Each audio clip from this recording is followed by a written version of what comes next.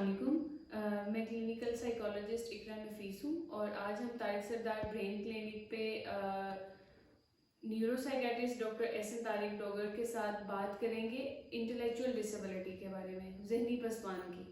What is intellectual disability? जहनी पसमानगी होता क्या है? Intellectual disability was previously called as mental retardation. It is called same as mental retardation according to ICD, which is an international classification for drugs regarding psychiatry. But in DSM, it is called as intellectual developmental disability, IDD. But we will, for learning purposes, we will still call it as intellectual disability, जहनी पसमानदगी, सादापन, सीधापन, जिसमें इंसान समझने में और अपने काम करने में दूसरों से किसी हद तक पीछे होता है.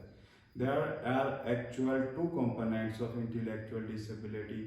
One is which is regarding intellectual functioning or intelligence, which involves learning, problem solving, learning, reasoning, problem solving, and the second one which actually relates to adaptive skills.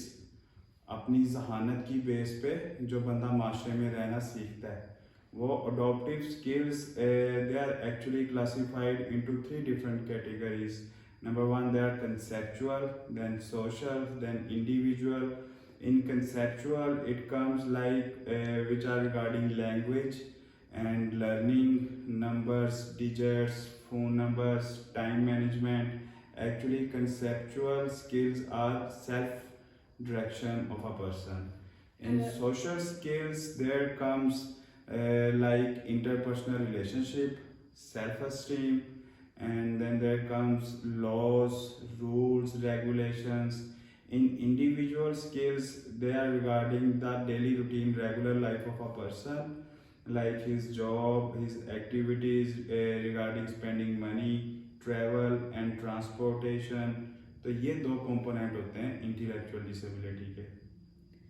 Intellectual disability के जहनी पसमानगी जैसे कि कंपोनेंट्स हैं, दो components हैं, जहानत जिसको IQ level, तो ये इन बच्चों का जो है दूसरे बच्चों से थोड़ा कम होता है.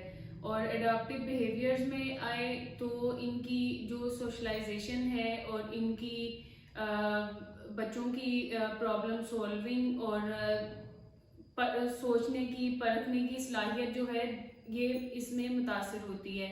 और इसका एक और जो है कंपोनेंट है, एज फैक्टर भी होता है. ये 18 ईयर से पहले स्टार्ट होती है और देखा जाए तो ये 19-20 साल की उम्र में भी किसी भी उम्र के हिस्से में ये स्टार्ट हो जाती है जहनी पसमानगी.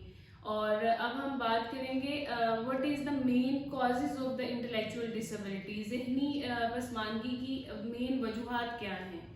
Well, the causes can be genetic, like Down syndrome, or they can be related to pregnancy. During pregnancy, there can be fetal alcohol syndrome, कुछ viruses की वजह से, and then during birth and after birth, infections, lack of oxygen, hypoxia, or there may be some inflammations, and all these can cause changes in the structure of brain and then in the functioning of brain. So in a nutshell, we can say that causes can be genetic and then environmental. इसकी जहनी पसमानगी की जो main वजूहात हैं, इसकी brain की structure of brain जो है वो डैमेज होने की वजह से, ख़राब होने की वजह से जो है जहनी पसमानगी होती है. इसमें अब हम बात करेंगे इसको classification. What is the classification of जहनी इंटेलेक्चुअल डिसेबिलिटी? क्लासिफिकेशन बेसिकली समझने के लिए है. इसको हमने 3-4 कैटेगरीज में डिवाइड किया हुआ है for learning and understanding purposes. Number one, there is mild intellectual disability, then moderate, then severe, and then profound.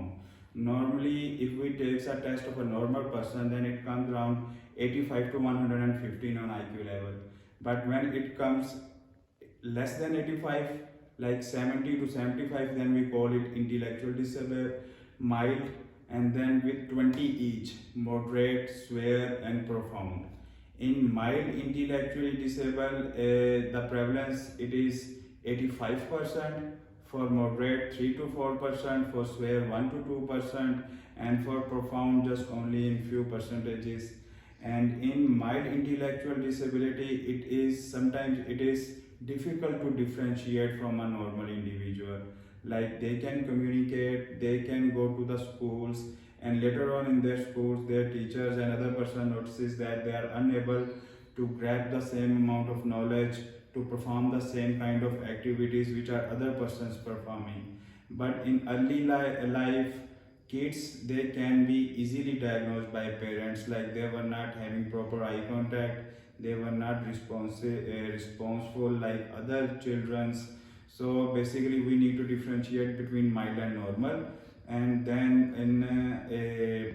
there comes moderate, profound, severe, and then profound intellectual disability. और इसी लिहाज से फिर हम इनको डिफ्रेंशिएट करते हैं साइकोलॉजिस्ट से जब हमने मदद लेनी होती है कि आप कितने परसेंट जो है ना वो सुपरविजन रिक्वायर्ड है। माइल्ड में तो ऐसा कोई सुपरविजन नहीं रिक्वायर्ड। मॉडरेट में जो है इसकी सुपरविजन जो है थोड़ी लेवल की सुपरविजन चाहिए होती है। सीवियर में और परफाउंड लेवल में जो है इनको परफाउंड में कांस्टेंट जो है सुपरविजन चाहिए होती है। हम being a psychologist, being a speech therapist, हम इन बच्चों को डिफरेंट वेज से लर्निंग स्किल्स सिखाते हैं, इनको बेसिक स्किल्स सिखाते हैं मॉडरेट लेवल वाले बच्चों को। और सीवियर में जो है इनको डेली सेशंस भी इनके होते हैं और बकायदा स्कूल जैसे बच्चे जाते हैं इनके हम सेशंस इधर करते हैं और इन बच्चों को बेसिक स्किल सिखाते हैं और दूसरों के काबिल बनाते हैं कि ये सोसाइटी में दूसरे बच्चों की तरह जो है वो मूव कर सके।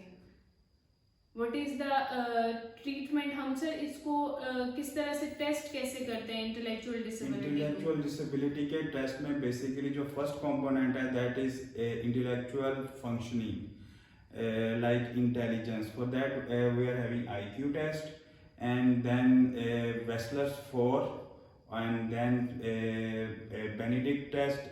ये इतने कंफर्म नहीं है, ये इतना इंटेलेक्चुअल डिसेबिलिटी के बारे में इतना क्लियर कट हमें नहीं बताते।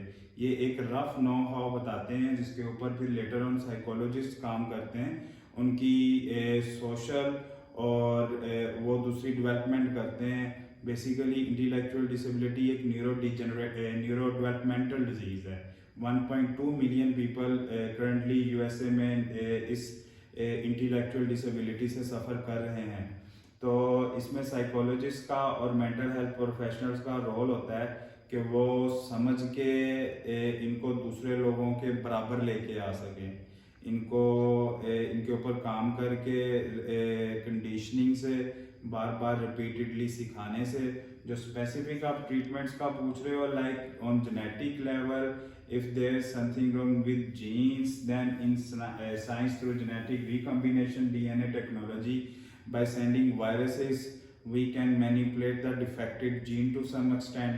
On the other hand, if there is something wrong with metabolism during and after birth of pregnancy, तो मेटाबॉलिज्म में we provide them with less amino acid foods with more ketogenic diets rich in fats having multivitamins और खास specific brain के साथ manipulations किसी extent तक possible नहीं है।